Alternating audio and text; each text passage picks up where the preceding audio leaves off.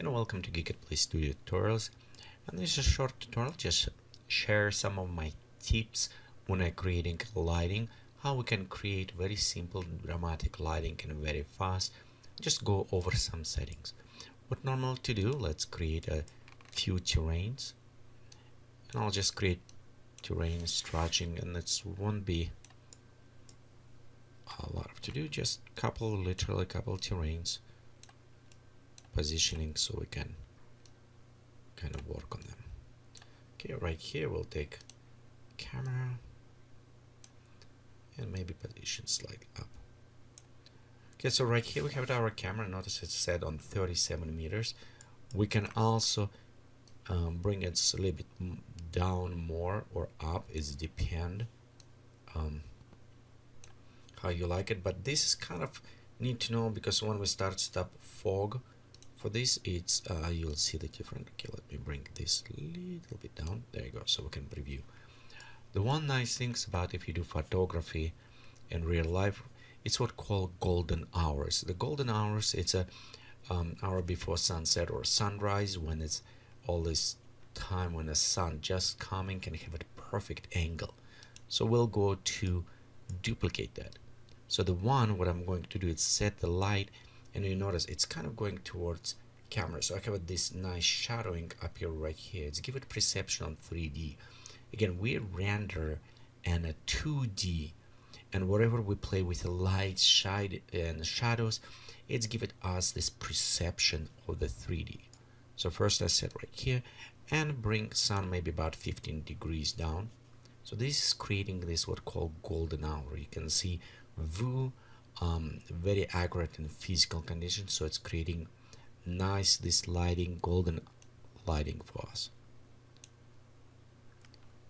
Okay, so let's preset this way, and next you notice I can put it my sun actually up front of the camera right here, and that will even create better look. But now we start losing shadows.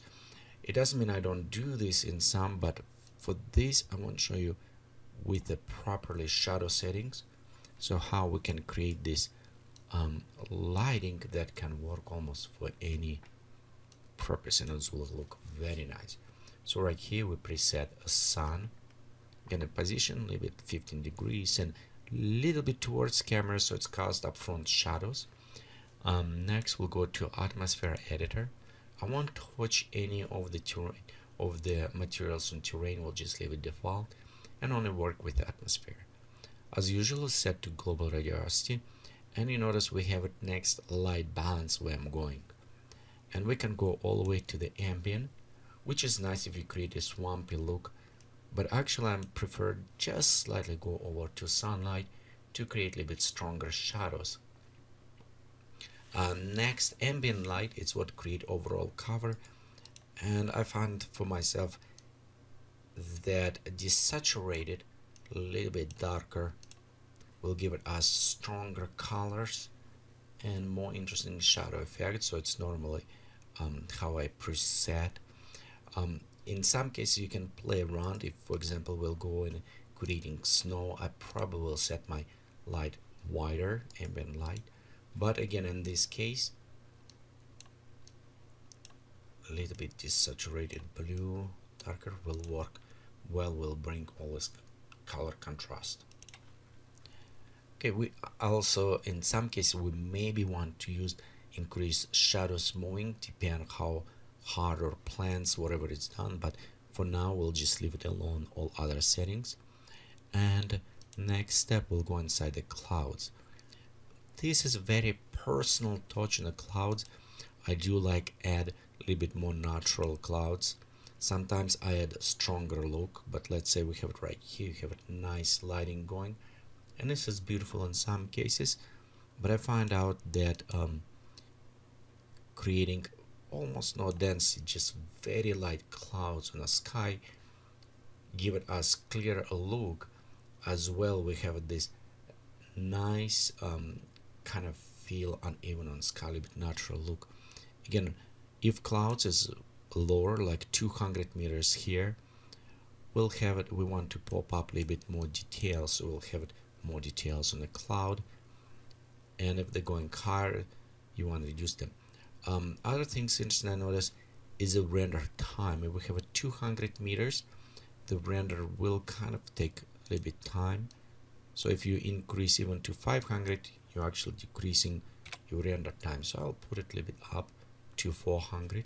You'll notice it will be already a little bit faster render. And also the altitude variation, take this top cloud and change variation on those top ones. So I like to increase 100%. It's give it nice effect, a little bit more randomizing. And as well, because I increase my clouds a little bit up, I maybe want to take my details slightly, just teeny tiny down. But again, notice my density is set to 1. It's have this nice, some clouds on top, so not heavy, but creating interesting look. You can also change shape by rotating clouds around, but I do like how the current layout, so I won't touch this case, but you can move them, readjust, and see, find a better position. Okay, next let's look on the shadows. This is creating increase or decrease shadow, the casting. And let's bring a little bit next. The ambient light, it will affect on a cloud's kind of look dimension. So if we're going all the way ambient light to the side of how we're creating, it's create them a little bit flatter. So I like to bring maybe around 15-16. It will add a little bit more dimension to them. As well, this is light what will also affect on your lighting right here for the ambient light. So in this case, let's go ahead and take a little bit darker. Again, this is will add a little bit more dimensions. And how I said, with the 2D, we're representing 3D by playing with this kind of coloring the tone or hues and other ones. It's how we're creating this distance look on that. Okay, and next we'll go on that sky fog. By default set 3 to 3. Again, this is a mean, it's not a medium. It's about average 1/3 to the ground. The one thing is actually Earth, if you want to be accurate, it should be 3.3 or 3.5. But again, we're all creating how it's look, and many times I take sky color and actually increase saturation on this.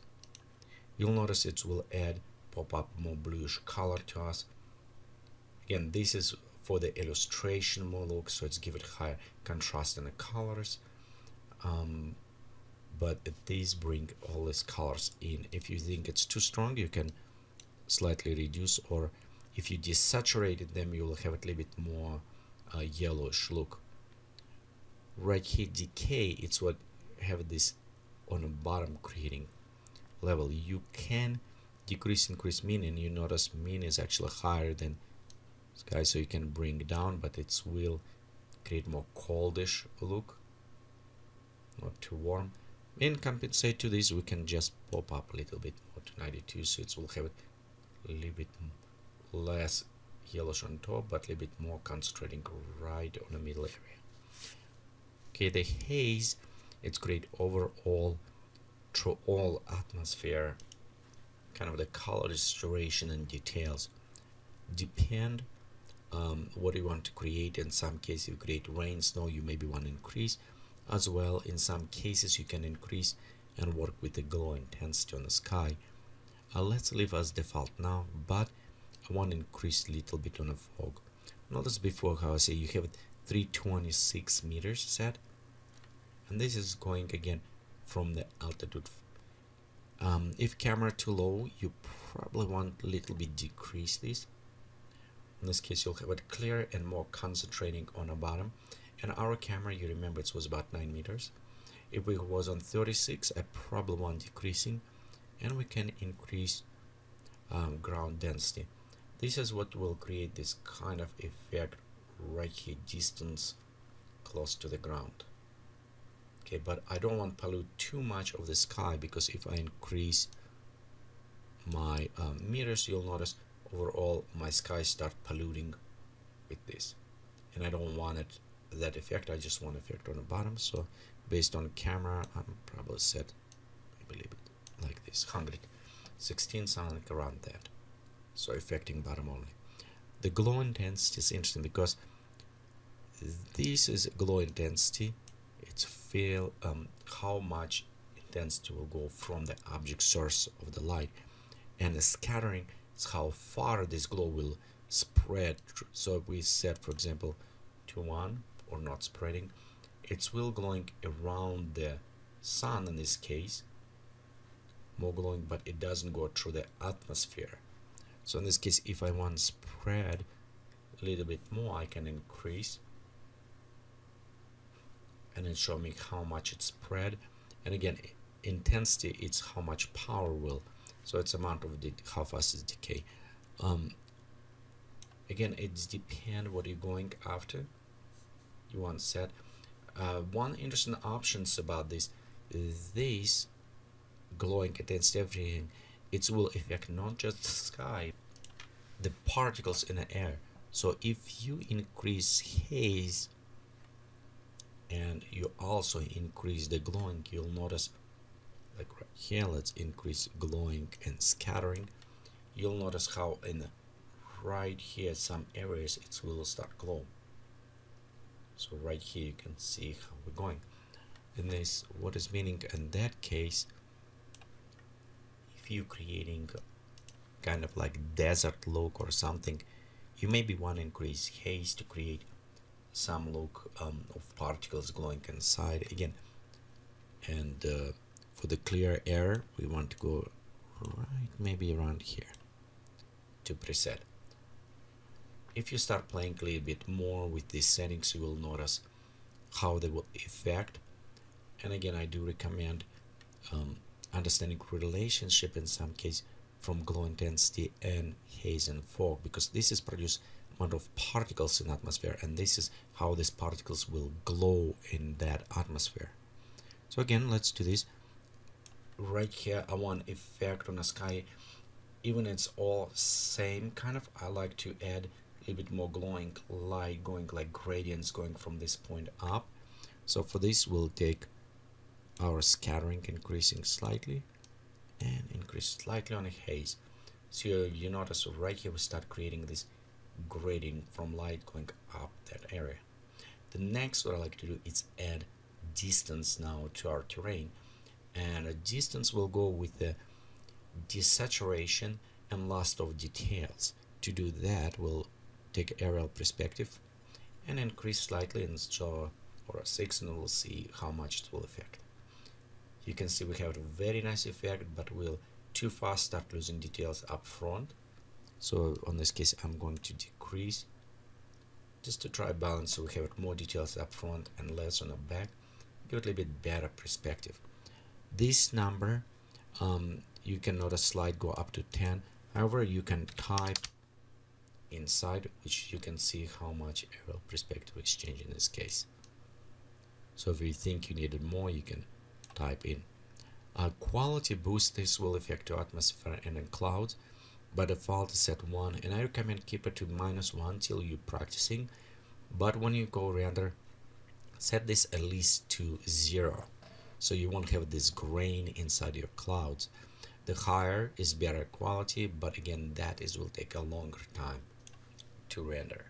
Okay, so let's say in this we'll add clouds, and one thing I want to add a little bit more to the sky, a little bit more detail. So beside these clouds, what many times I like to do is going to the stratus. I'll just can select any turbulence clouds if you want it. Okay, so let's click them, and instead make them that stronger. We'll just take a density and take it down, so they're almost invisible, but you'll see they will have this slightly effect on the sky, so it's creating an even more natural look on this. Okay, let's go sky fog again. I'm looking right here, and some cases a little bit adjustments. Okay, bring a little bit clear. We can modify in some cases fog color or decay. For example, if I will create snow, I probably will go to decay color and set this more to kind of colder effect, as well take saturation down on a cloud. But you notice right here we have this cold effect, so you don't necessarily need to keep it the decay color as one. It depends what you're going after, what you're creating, but overall for general use this is very nice set color properly as well on the sky. Let me bring it a little bit up so it will have a little bit more cyan color and let's saturate so we can apply that way. Okay, right here we preset clouds, preset some atmosphere.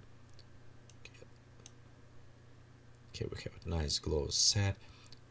Cloud atmosphere mostly you can set, but you can how fast the light dissipating inside the clouds we can decrease. You won't see that big difference, just a little bit right on the edges become darker. Okay, we'll set, let's go set to the 0, click OK. Next I'm going to list final render to screen for the preview. So we'll go ahead, render, and see our sky at this moment. Okay, so right here we finish render. It's like 22 minutes, and you can notice with increasing quality in all the skies, your time is quite a bit increasing in the render. But again, this will give you a nice perspective. You can see we have a nice beautiful haze going down, as well as interesting clouds and light distribution.